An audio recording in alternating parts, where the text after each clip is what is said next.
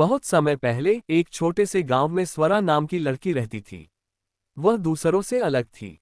बचपन से ही उसमें एक अनोखी शक्ति थी। जब भी वह सच्चे दिल से कुछ चाहती, प्रकृति उसकी बात मान लेती।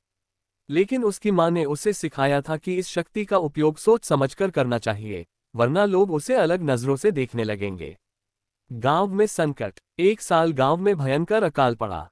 नदियां सूख गईं, खेत बंजर हो गए और लोग भूख से तड़पने लगे। गांव वालों ने मंदिरों में प्रार्थना की, लेकिन कोई राहत नहीं मिली। स्वरा अपने लोगों का दुख नहीं देख सकी।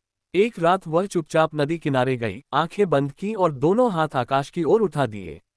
अचानक बादल घिर आए, बिजली कड़की और तेज बारिश शुरू हो गई। गांव वाले ये देख चकित रह गए। कुछ ने इसे भगवान का आशीर्वाद माना, तो कुछ को शक हुआ कि यह किसी इंसान का किया हुआ है। राजा की परीक्षा। गांव में ये खबर फैलते हुए राजा विक्रम तक पहुंची। वह एक समझदार और न्यायप्रिय राजा था। उसने सैनिकों को भेजकर स्वरा को महल बुलवाया। दरबार में राजा ने पूछा, क्या ये सच है कि तुमने बारिश करवाई? स्वरा चुप रही। राजा ने कहा, अगर तुम्हारे पास कोई शक्ति है तो साबित करो। स्वरा नहीं चाहती थी कि लोग उससे डरने लगें, लेकिन तभी महल पर एक बुरी आत्मा ने हमला कर दिया। यह एक शापित आत्मा थी जो राजा के पूर्वजों की गलतियों का बदला लेना चाहती थी। पूरा महल अंधकार में डूब गया, सैनिक डरकर भागने लगे। स्वरा ने अपनी शक्ति का इस्तेमाल किया। उसकी आंखों से एक दिव्य प्रकाश निकला, जिसने उस आत्मा को तुरंत नष्ट कर दिया।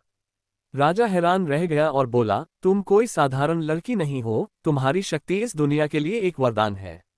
नई रानी का जन्म। राजा ने स्वरा को सम्मानित किया और उसे रानी बनने का प्रस्ताव दिया।